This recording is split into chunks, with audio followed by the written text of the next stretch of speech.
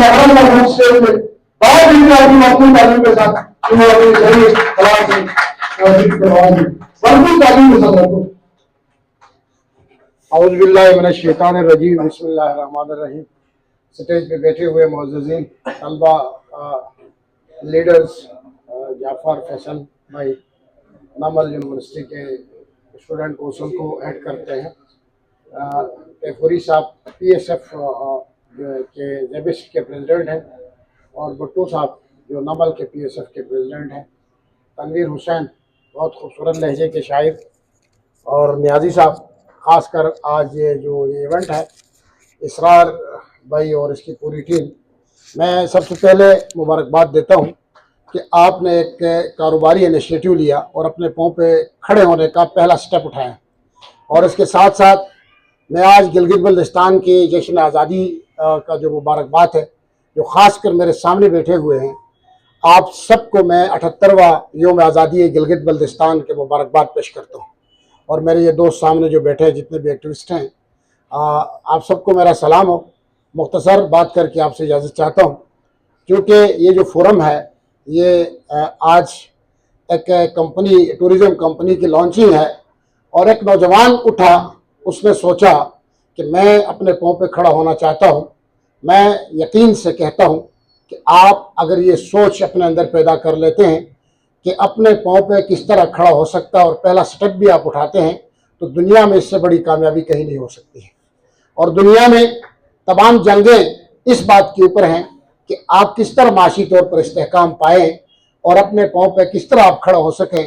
یہ وہ بنیادی جنگ ہے جس کا تعلق کسی فرد اور شخص سے بھی ہے, جس کا تعلق ریجن سے بھی ہے, جس کا تعلق ریاستوں سے بھی ہے اور جس کا تعلق پوری دنیا سے ہے. آپ نے دیکھا کہ آج گلوبل جو صورتحال جس طرف جا رہی ہے اس کے اندر یا تو سائنس و ٹیکنالوجی ہے یا معاشی ایکٹیویٹی ہے. ان دو بنیادوں کے اوپر دنیا دوسری دنیا پر رول کرتی ہے اور ان دونوں بالادستیوں کی بنیاد بنا کر بچوں کے گلے کاٹے ہیں, ممالک کو تباہ کرتے ہیں, جنگیں چھڑی جاتی ہے, انسانی قتل و غارت گری جس طرح ماضی سے ہوتا ہے اس وقت بھی دنیا میں کہیں نہ کہیں موجود ہے. تو اس کے اندر وہ زوم وہ طاقت کسی تعداد کی نہیں ہے, افراد کی نہیں ہے.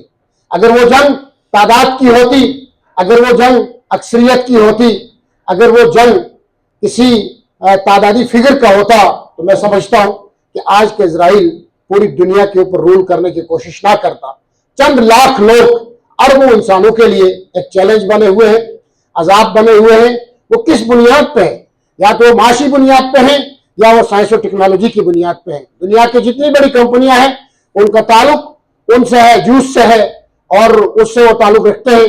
آج جس گوگل کے اوپر آپ بیٹھے ہیں اور اس گوگل کے آپ صرف صارف ہیں, اس گوگل کا تصرف کرنے والا کسٹوڈین کوئی اور ہے. آپ اپنی مرضی کا کنٹینٹ بھی نہیں دے سکتے, آپ اپنی مرضی کی سوچ بھی وہاں پہ شیئر نہیں کر سکتے. آپ کنزیومر ہیں, آپ صرف صارف ہیں. آپ دنیا کے لیے مارکیٹ بنے ہوئے ہیں اور جس ڈیوائس کو ہاتھ میں لے کے ہم پھر رہے ہیں جو موبائل ہے, اس موبائل کے اندر بھی ہم ایک صارف کے طور پر اپنا رول پلے کر رہے ہیں اور ہم خریدتے ہیں اس موبائل کو لاکھوں روپے دے کے اور اس کو استعمال کرتے ہیں. اور ہم جیسے ممالک کے اندر اس کا بہت زیادہ نیگیٹو استعمال ہوتا ہے جس کا کوئی معاشی ایکٹیویٹی سے بھی تعلق نہیں ہے. تو ذرا سوچیں کہ جس ایپس کی ہم بات کرتے ہیں, جس digital e commerce economic activities کی بات کرتے ہیں, آج میرے نوجوان اور ہم کہاں پہ کھڑے ہیں. آج گلگت بلتستان کا جو ڈائنامکس ہے, جو جیو اسٹریٹجیکل ڈیپتھ ہے وہاں کی, جو جیو اسٹریٹجیکل پوزیشن ہے, جو امپورٹنس ہے, جو ریسورسز ہے, اس پر جذباتی سٹیٹمنٹ کے بجائے ہمیں تدبر سے, بصیرت سے, تحقیق سے اور علم سے آگے بڑھنا ہوگا.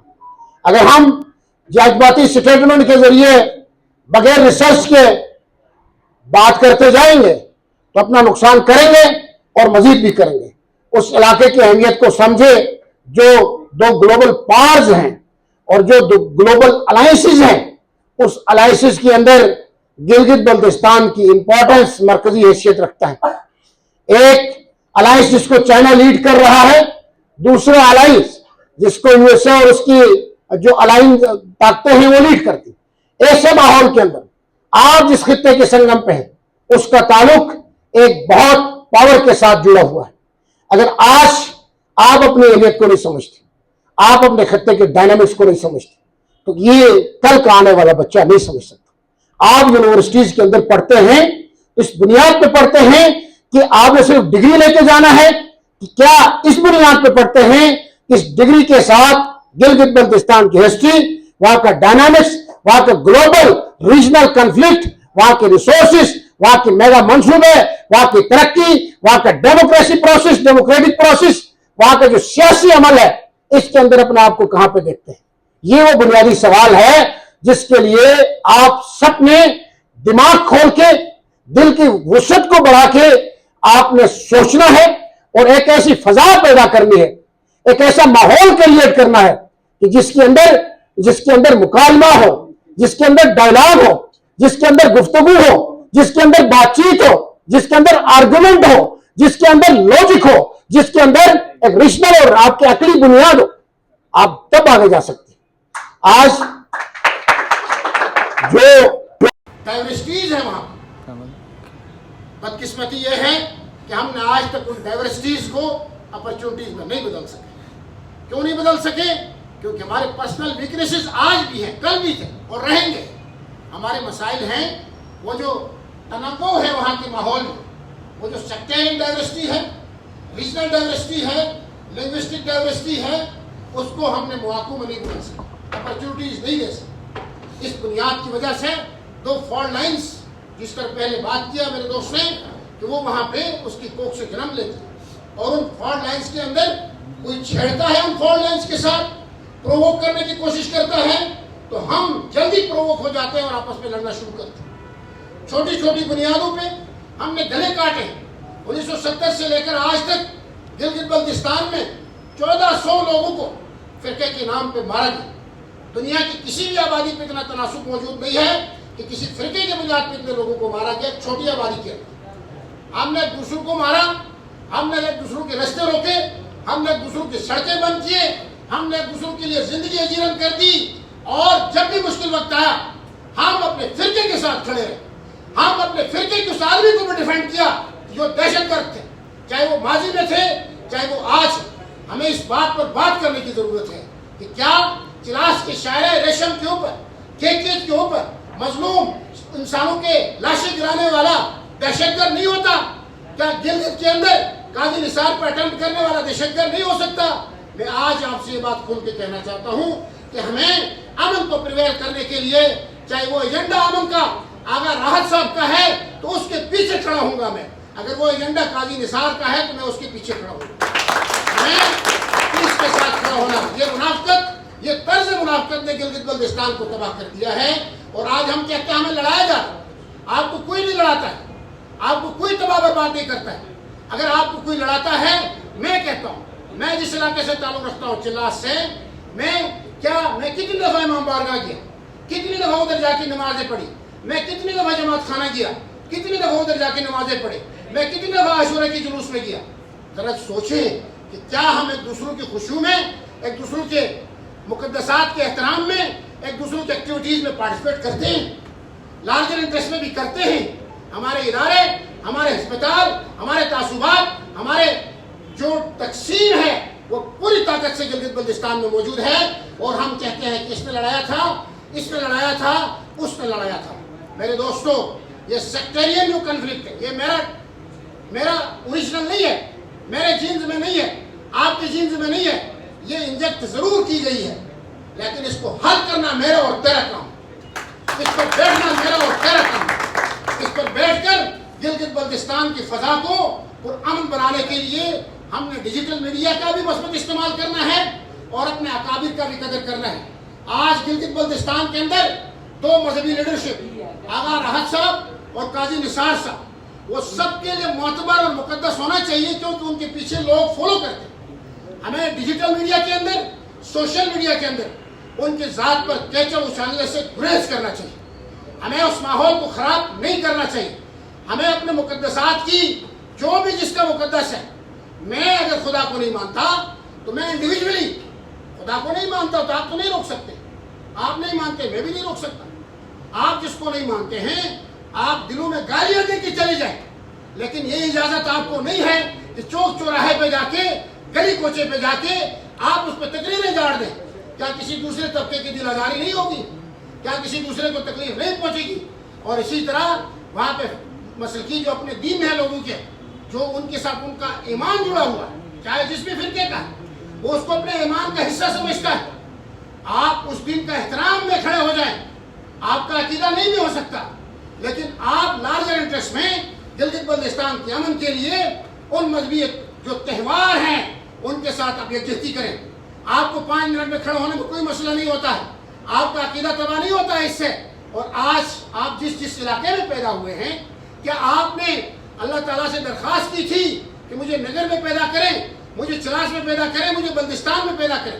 اس بچے کا کیا قصور جو ایک جگہ میں پیدا ہوا اور وہ جس باپ کے گھر میں پیدا ہوا، اس باپ کی تربیت کو، اس باپ کے خاندانی شجرے کو، اس باپ کی جو ریلیجس ایکٹیویٹیز تھی اس کو اس نے اڈاپٹ کیا، انہیں تحقیق کو نہیں کیا، اڈاپٹ کیا۔ اور آج اس بنیاد پر آپ لڑ رہے ہیں، اور پیدا کرنے والی ذات کون؟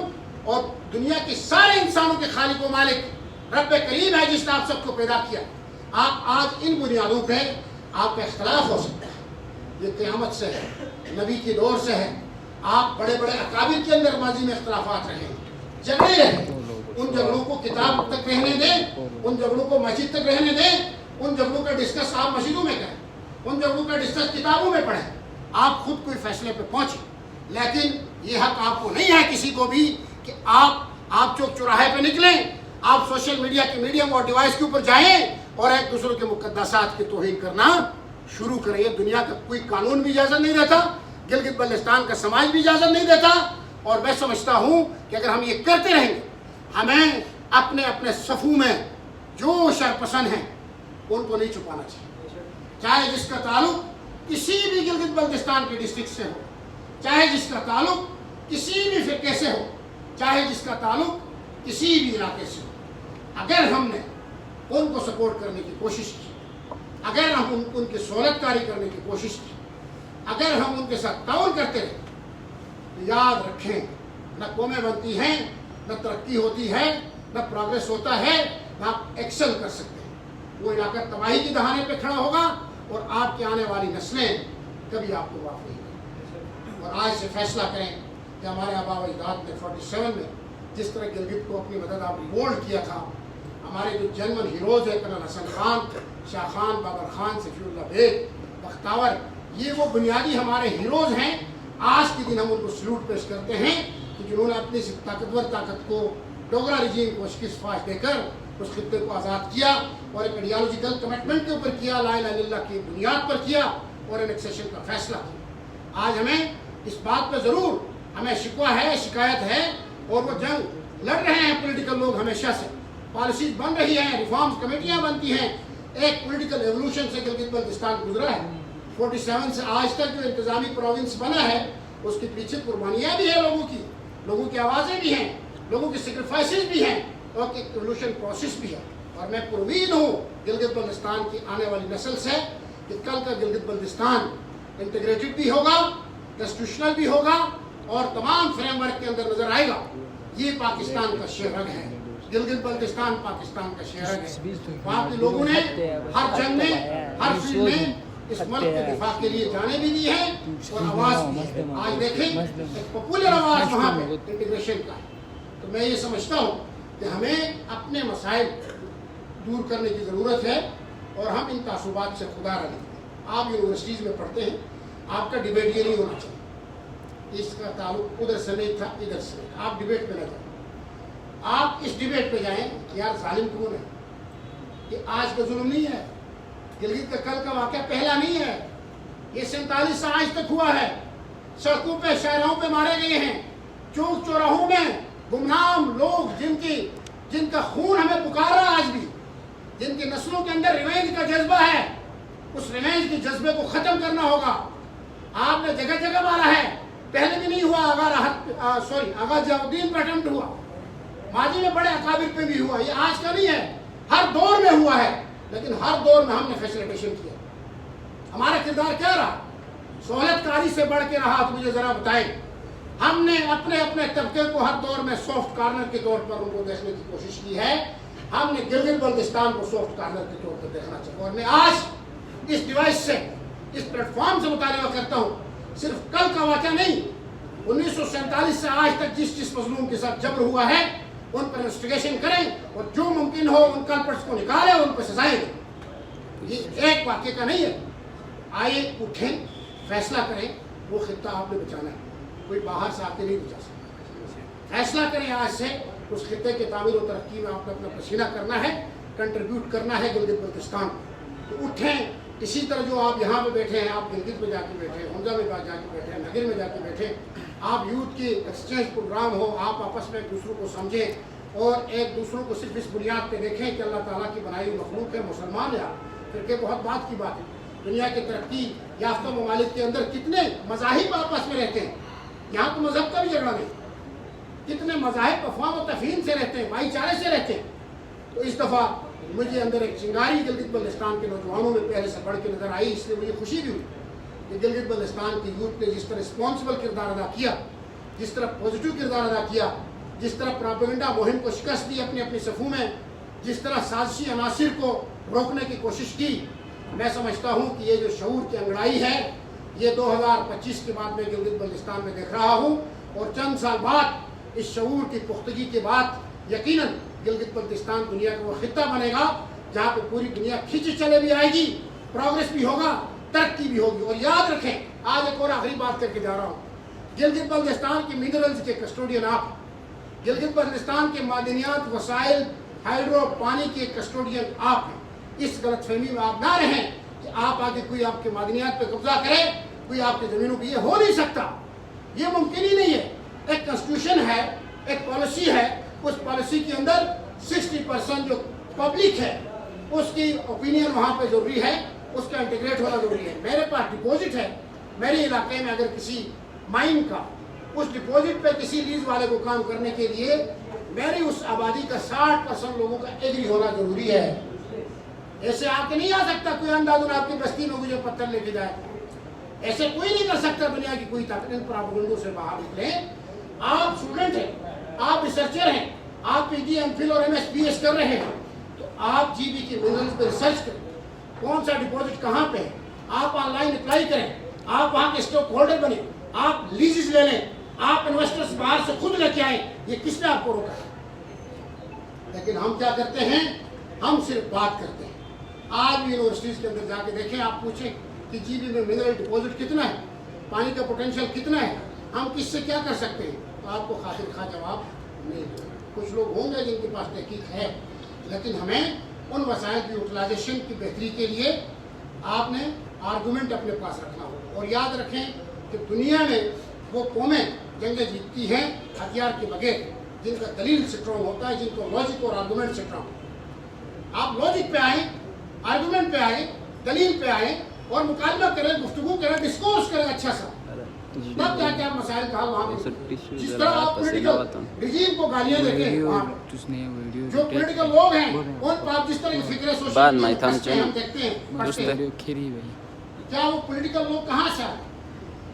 آج بھی گلگت بلتستان میں پولیٹیکل سٹیٹس کو ہے, وہی لوگ ان میں سے جو فرسٹ سیکنڈ تھرڈ ہیں ان میں سے جیتتے ہیں, کوئی اور نہیں جیت سکتا. میرا حلقہ جہاں سے میری کنسٹیچوئنسی ہے, میں آج وہاں کے جاؤں گا تو وہاں کے ایک ممبر صاحب ہے جو میری ضمانت ہی ضبط کرائے گا, میں وہاں اپیئر ہی نہیں ہو سکتا. ووٹ دیتے ہیں ہم جا کے, آپ سب جا کے ان کو ووٹ دیتے ہیں, اور پھر بعد میں اس اسمبلی کو بھی گالیاں دیتے ہیں جس کے اندر ووٹ دے کے آپ اپنے نمائندوں کو بھیجتے ہیں. کیا یہ اچھا نہیں ہے؟ یہ 24 نومبر کے بعد 5 سال پورے ہیں, نیکسٹ 5 مہینے بعد الیکشن. گلگت بلتستان کے نوجوان جو باتیں کرتے ہیں وہ منظم ہو کے تحریک کی صورت میں آ جائیں اور اپنے پسندیدہ لوگوں کو چوز کریں گلگت بلتستان سے. کل آپ کو گالیاں دینا نہ وہ کوئی آسمان سے اترے. آپ لوگوں کے رشتے دار ہیں, آپ لوگوں کے مذہبدار ہیں, آپ لوگوں کے فرقے کے ہیں, آپ لوگوں کے محلے کے ہیں, آپ لوگوں کے جاننے والے ہیں. آپ یا تو اپنی قوم پہ ووٹ دیتے ہو, یا مذہب پہ ووٹ دیتے ہو, یا علاقے پہ ووٹ دیتے ہو, یا کسی وفاقی پارٹی پہ ووٹ دیتے ہو. ساری وفاقی پارٹیاں جو بھی ہے سوائے مجھے یہ بتایا کہ آپ نے اپنے ووٹ سے کبھی فیصلہ کیا ہے, اس پرچی سے کبھی فیصلہ کیا ہے کہ ہم 5-10 ایسے پرو یوتھ لوگوں کو اسمبلی میں لائیں जो कल उनकी आवाज़ बने और उनके मसाइल हल करें। और बाद में गालियाँ, मैं आज यही कहूँगा कि इन गालियों के बजाय आप पहला फैसला दुरुस्त करें, और ये वक्त आ चुका है अभी अपना दुरुस्त फैसला करें, दुरुस्त लोगों को भेजें, और उसके बाद गालियों से आप बचेंगे। और आखिर में इस दुआ के साथ आपने मुझे बर्दाश्त किया और शुक्रिया अदा करता हूँ। एक बार फिर मैं इसरार के साथ ताउन करूँगा, मैं ऐलान नहीं करता लेकिन मैं करूँगा, मैं इनसे मिलूँगा। उसके बाद भी मुसलसल ताउन रहेगा। हमेशा मैं ऐसे नौजवानों को जो मोटिवेशन है आपके लिए एक सिंबॉलिक एक अलामत है मोटिवेशन की। कितने गिलगित बल्तिस्तान की यूथ यहाँ पे मैं जाता हूँ, होटलों में बैठता हूँ, अपने होटल खोले, अपने कारोबार खोले, अपने पाँव पे खड़े हो गए, इससे बड़ी बात क्या। आज आए इस 1 नवंबर को हम सिर्फ बोल पे के थाप पे रक्स करने के बजाय एक ऐसे नौजवान को मिसाल बना के सेलिब्रेट करते हैं कि ए आज़ादी के उफक से तुलू होने वाला सूरज तो 1947 में तुलू हुआ था।